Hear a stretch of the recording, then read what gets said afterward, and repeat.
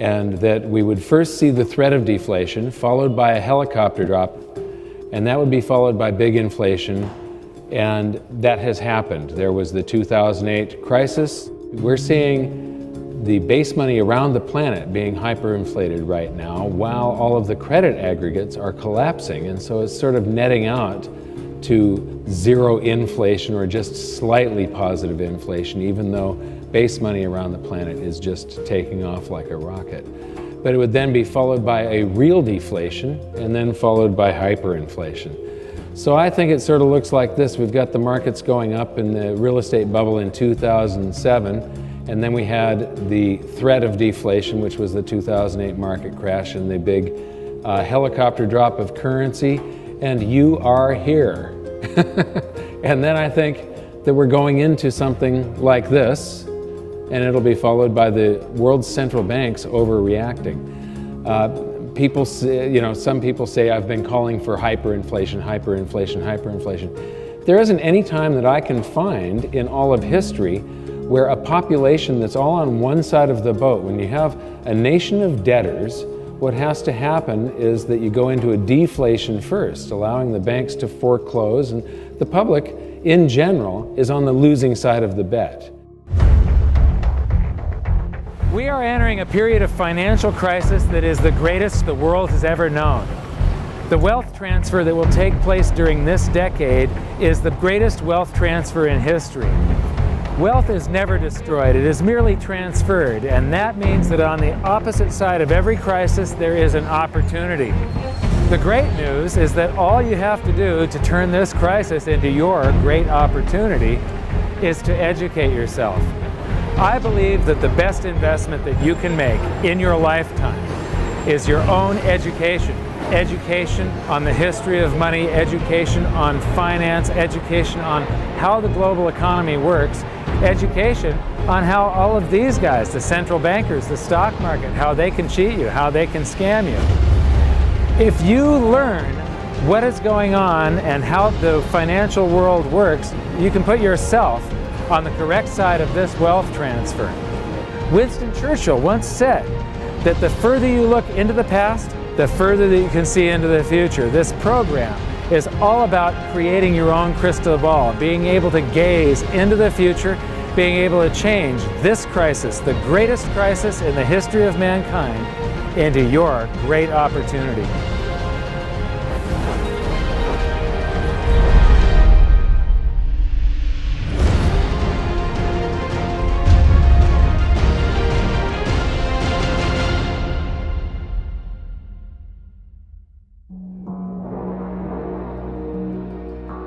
Well, I've been traveling overseas quite a bit, but I'm on my way home now to speak at an event in California finally. What I've been trying to make clear is the fact that this roller coaster crash that I was talking about in my book and that I've been predicting since 2005 is playing out right before our eyes. One of the things I really like about speaking at live events is the chance to interact with people and sort of get my finger on the pulse of what they're thinking. And lately it's become pretty obvious that for a lot of people it's difficult to grasp why I think deflation is coming before big inflation or even hyperinflation. So here I'm going to break down 4 of the biggest reasons that I see deflation coming first. The first one is simple. The overreaction to the 2008 crisis has caused a credit debt bubble, and all bubbles pop. So I talked about hyperinflating base money. This is hyperinflation right here. Inflation and deflation is either an expansion or a contraction of the currency supply, and prices follow the inflation or deflation eventually. Now, most of this currency does not circulate. It's sitting on banks' balance sheets in what's called excess reserves. If you look at the years leading up to this crisis, this red line is reserve balances. The white line is how much of it is excess. And here we have Alan Greenspan's response to 9/11. Look at the scale of how big this emergency is compared to 9/11. But what is Ben Bernanke afraid of? And now Janet Yellen has inherited this legacy. Well, one of the things that happened in the 2008 crisis is that banks froze up and wouldn't lend to each other. They were all scared to lend to each other. And our system is such a fraud that at the end of each day, they all have to be able to borrow digits from each other that were created from nothing just to keep the whole smoke and mirrors game going. They all have to do this interbank lending to keep things balanced. Well, if one bank won't lend to another and they don't have any reserves, the whole system freezes up. Now, if you've got all these excess reserves that are on their balance sheet and you pay them interest to keep the reserves there and not use this as a basis of fractional reserve lending, they're going to be liquid. This basically prevents bank runs by banks on banks. It's not a public bank run with the public lining up at the doors. It's a bank run where one bank is trying to get their currency out of another or won't lend to another. And so this keeps things liquid. Right now, what this has done, though, the banks get to use this stuff in the middle of the day. And so you see the use of margin in the stock market going to record levels. You see the stock market going to record levels, things like, I follow collector cars, and they've been going astronomical. The number of $10 million cars out there now is just absolutely insane. And there are cars now selling for $30 million. Wine collections, art, it's all going ballistic at this point. And all bubbles pop. This is the average price of a new home divided by the median annual household income. Normally, 3-4 times your income is about what you can afford with a house. When you drop in interest rates, the affordability goes up, so people pay more for a house. But interest rates don't stay in one spot forever. They have to revert sometime or another. And all these people are going to be trapped. Every bubble pops, that's a bubble. We are in for something big again, and this time it's going to be more horrific than the crash of 2008, simply because the response to 2008 created a lot of stored energy. And then when the market crashes, that energy is released in the opposite direction. That previous chart of the hyperinflation of base money, well, we're going to get a reaction from all of this. Whatever bubble you're in, the opposite happens of what is of greatest benefit to the most people. Right now, if we went into big inflation or hyperinflation, the average Joe six-pack would get rewarded for mass stupidity. They're all out on credit. We're in a credit boom. We're in a bond bubble. Those bubbles have to pop, and the popping of a credit bubble is deflationary. It's deflationary. And history's crystal clear on that. A lot of the gold bugs say, the Federal Reserve and central banks, they're creating money, which they are unprecedented. But they're actually inflating to fight the deflation that started to set in the late 2008, early 2009. And if you look back at history, you say every major debt and financial asset bubble in history, the railroad bubble of the early 1870s at peak, followed by deflation. The auto and farm bubble and tractor bubble, that's actually a tractor bubble that caused the Great Depression. It was farms failing, and it was smaller local banks failing that caused the Great Depression and high unemployment. Deflation, because the deflation has to root out the massive debt and the financial assets that get overinflated. And it's good if we bring down the cost of living, if we restructure debt, if we bring financial assets down, it actually improves our standard of living long term, but it is painful when it happens. People think that the Federal Reserve can prevent deflation, that they control the money supply. Most people don't realize that the Federal Reserve controls base money only, and it's an incredibly small portion It's so tiny. Right. Yeah. And all they do is influence the rest of the economy with interest rates and reserve balances and such. Well, some people say the strategy didn't work. Well, no, it did work. We would have been in a depression, just like the early 30s. We were going that banks were melting down, financial institutions, major Fortune 100 companies were failing like AIG. We would have imploded because once you have that much debt and leverage and things go wrong, it just builds the other way. Like you say, you get a bubble on one end, you get a crash. Bubbles don't correct, they burst. So we were going into that, but government said, no, we will do whatever it takes. Mario Draghi, Ben Bernanke, and they created trillions of dollars to fill the hole. Well, all that does, it's like taking more drugs to keep from coming down. I mean, a drug addict can keep taking more drugs until it kills them, or until they just fall down and get dragged into detox. It's the exact same thing. Debt, especially when it's extreme, is a financial enhancing drug. It gives you more than you deserve, makes you feel better in the short term. But when it's over, you have to go through a detox, as they would call it, a debt detox. And that's where you get deflation.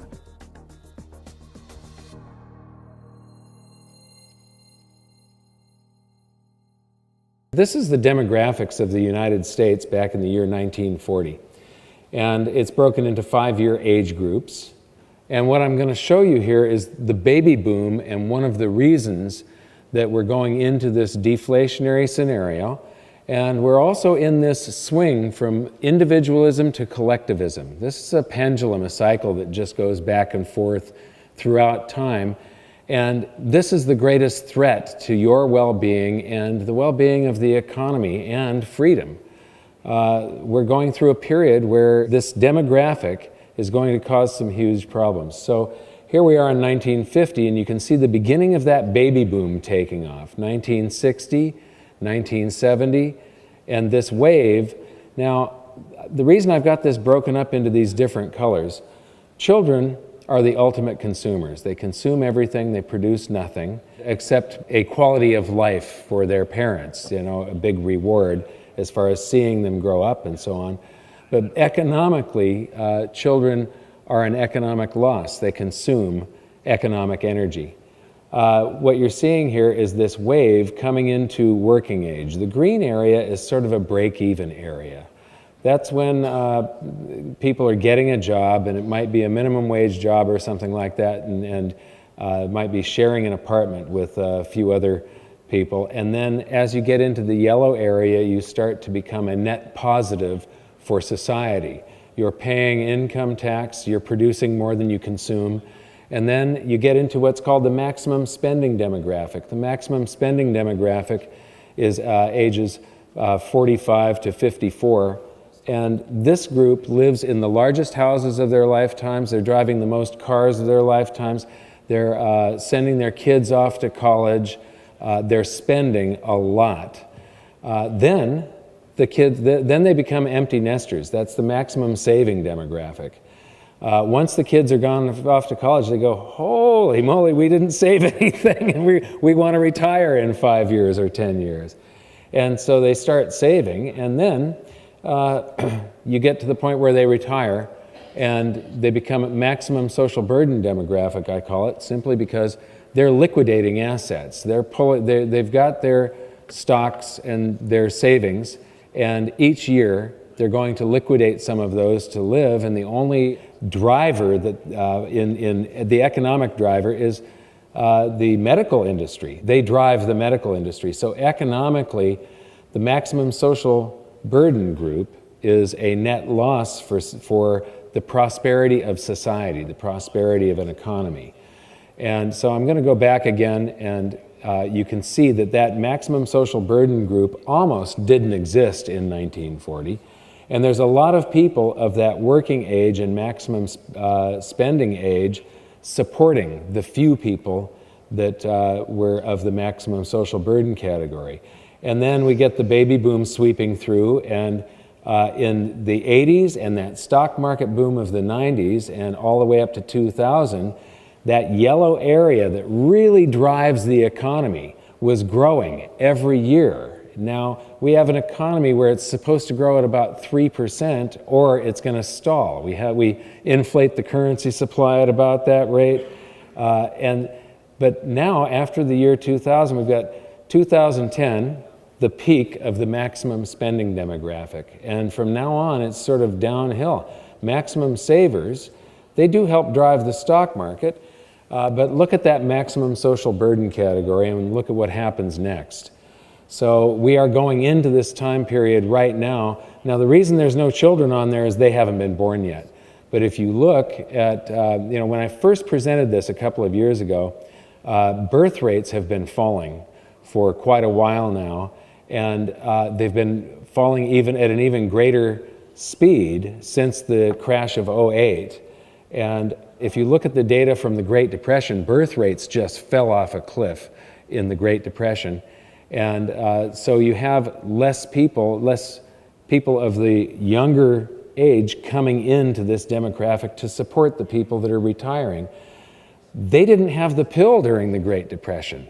Contraception was something that was not within most people's reach. So here it is automated, and you can see that big wave sweeping through there.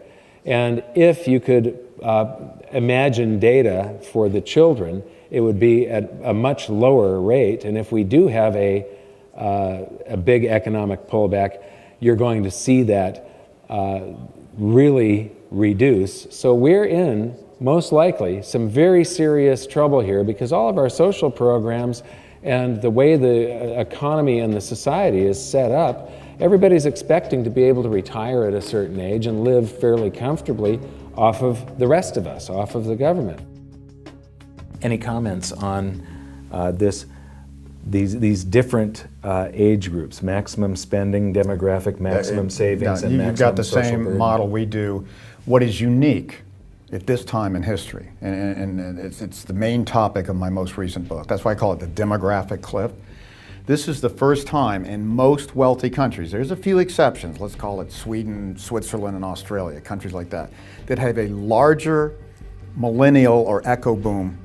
But almost every other country has an echo boom that only comes up near the same heights or is much smaller, like Germany and Japan. This echo boom here is what you're talking about. So my question to people is, like you say, it is a pyramid. Each generation has been larger and more wealthy to help pay off the debts or the accumulation from an aging generation before them. What happens when the millennial is having to support a generation that's actually larger than them? And what happens when there's not enough for them to drive house prices back? I've got a model now for housing that says people spend the most on housing at age 41, but then when they die at age 79 or 80 on average, they become sellers. So I have to subtract the dyers from the buyers, and when I do that, baby boomers are going to be dying at higher rates than the millennials are going to be buying at some point, and there's going to be net negative demand for housing. Everybody's thinking, oh, we're going to need more housing forever. No. Not when a smaller generation follows a larger. So for entitlements, that's huge. There is no way this next generation in the US, nevertheless in Japan or Europe where they're much smaller, can even hope to pay the entitlements been promised to the baby boomers. It's a fairy tale. And housing will never be the same.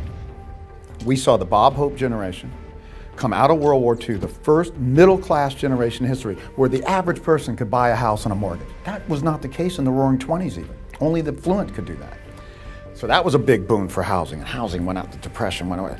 Then the baby boom comes, unprecedented in numbers.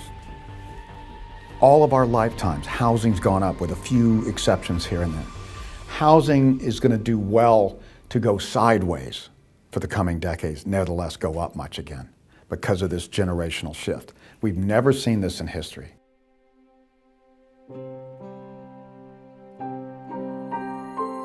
So now that we've covered three of the major components for deflation, I wanted to show you one of the real biggies here. And this one is the convergence of cycles. There's a whole bunch of cycles. The first one is the wealth distribution cycle, and I want to use my own family as a part of a demonstration of this. This is my father. He's right here. He's about the age where he enlisted in the Army to fight in World War II. He fought in the Battle of the Bulge. He was among the troops that liberated Dachau. Here he is in the mid-50s. He was manager of an auto parts store that sold high-performance equipment. And here's his tax return from 1955. He would have been filing this about a month and a half after I was born. And so what you see here is that he's a store manager in Salem, Oregon, and his income was about $9,600, and he paid about $1,160 in tax for an effective tax rate of about 12%. And you say, well, he only paid 12% because he didn't make very much, so he was in a really low tax bracket. But wait, this is median home values. This is US Census Bureau data. And here we have 1950 and 1960. So we're going to Oregon, 1950. A median price single family home was $6,800, and in 1960 it was $10,500. So I'm going to say probably $8,500 is a happy medium there. Today, in Los Angeles, where I live, a single-family median price home is $360,000. Now, he was making enough, making $9,600. He was making $1,100 more than the cost of the average home in Salem, Oregon. So a auto parts store manager would have to be making $360,000 to maybe $420,000, and then paying only a 12% tax on it to equate to the same amount. And it's part of this wealth distribution cycle. This is the amount of national income that the top 1% earns. And back in the 20s, the end of the Roaring 20s, it was above 20% of the national income was going to the top 1% of the income earners. There's a trough here in the 70s where it got down to just 9%, but it's back up to 20%. And so, you know, in this area, the middle class was doing better, and paying less taxes. But on the trip there was the Great Depression right here. So getting back to that is going to be a very deflationary, painful thing. We've already seen the baby boom demographic, but I just need to show you one thing here. You recall that the maximum spending demographic drives the economy. The maximum social burden puts deflationary pressure on their economy. They sell their stocks, bonds, and real estate to survive, and they don't produce anything. But what I want to point out is that there's about 6 times more people driving the economy here in 1940 than there are putting deflationary pressure on it. And when you watch this wave go through, the drivers are always more until just the last couple of decades here. And now the people putting deflationary pressure on the economy exceed the number of people driving the economy. So if you could chart this out with time on that axis and the energy going into the economy on this axis, the curve would probably look something like this. And I believe that we are right about here, right about now. And now for the next cycle in this big convergence, the stock market cycle. This is the S&P 500 PE ratios. A PE ratio is the price of a stock per share divided by the annual earnings of that company per share.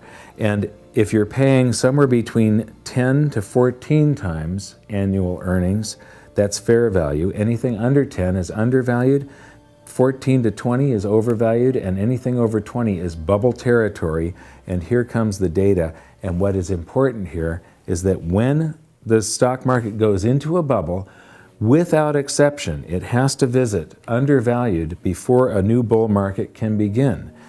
Except for this time, the biggest bubble in history in the year 2000, and when it popped, we went down to fair value and bounced back up into a bubble. Do you really think that a new bull market can begin from here, that we're not going to visit extreme undervaluations? I don't think so. I think that we have to visit extreme undervaluations before a new solid bull market can begin. And now for probably the biggest factor in this convergence of cycles. This is Nikolai Kondratyev. He's a Russian economist that Lenin commissioned to prove that capitalism wouldn't work. He went away for a couple of years to do his studies and came back with his findings that capitalism was the superior system and would work marvelously well, but it would always suffer from these long wave boom-bust cycles to which he gave the names of seasons of spring, summer, autumn, and winter. We'll come back to this in some other episode and really dig into it. But for now, what you need to know is that the winter is the deflationary season. The last winter was the Great Depression. And they used to call this the 50-year cycle, but lately it's gotten stretched out and takes longer. I believe that it's got to be the length of a human lifetime. And the reason is that the winter is deflationary, and the people that were old enough to be of working age and have young families that lost the house, lost their job, lost the family farm, they become very emotionally scarred, and they become very risk averse and very, very frugal. And in order to make all the same stupid mistakes that we made in the roaring 20s that led to the Great Depression, that generation has to die off. Well, they have died off, and we have made all the same stupid mistakes. So this is very deflationary, should it happen. And here's the supporting evidence. This is interest rates, and what you see here is that they go right along with the cycle. This is wholesale prices in the US, and again, they go right along with the cycle until the point the Federal Reserve decides that what we really need is constant inflation. This is one of the biggest cycles of all. It's hard for people to see, though. This east-west cycle takes about 500 years for the pendulum to swing each direction, and 500 years back. It's innovation and prosperity, swinging from Asia to Europe and North America and back. And in the Dark Ages, China was developing gunpowder. Then China stagnated while we had the Renaissance and Industrial Revolution. So ingenuity and prosperity does flow back and forth, and right now you should be able to feel that the Western economies are stagnating and have sort of stalled, while the growth in the Asian economies over the last 20 years has been mind-boggling. And so this is very deflationary for the West. And here is probably one of the most deflationary cycles of all. This is household debt as a percentage of disposable income. And alarm bells should really be going off when people owe more than their disposable income, anytime this exceeds 100%. But I believe that this is also a cycle, and that if we had data, if we could go back further, it would probably look like this. And what's interesting is that this reflects the seasons of the Kondratiev wave of spring, summer, autumn, winter. Spring, summer, autumn, winter. And we're going into a winter, and that's very deflationary. The next cycle you've seen before, we learned about this in episode 2, but it's the shift in world monetary systems. The classical gold standard, the gold exchange standard, the Bretton Woods system, the US dollar standard, and there's something that's coming next. These usually coincide with major wars, but whatever the next shift is, it's going to be chaotic, and it's probably going to be a little painful. It's not going to be pretty. Right now, we learned in episode 3 how countries are abandoning the US dollar standard at a blazing rate right now. It's developing stress cracks, and it's going to implode. And here's the thing, is that that is going to be happening with the convergence of all of these cycles. We have the East-West cycle, we have the baby boom demographic, we have the wealth distribution cycle, household debt as a percentage of disposable income, the stock market cycle, the Kondratiev wave, and the shift in world monetary systems.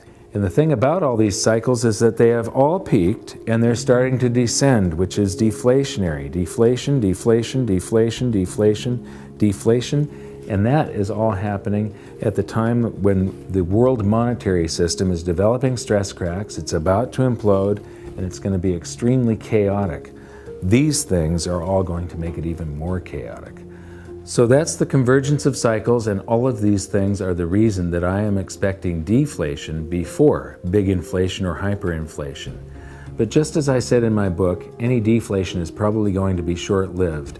This is the nightmare scenario for every central banker, and all of the world's central bankers are Keynesians. They believe that they can print their way to prosperity, even though they have proved that you can't time after time. All it does is cause a wealth transfer.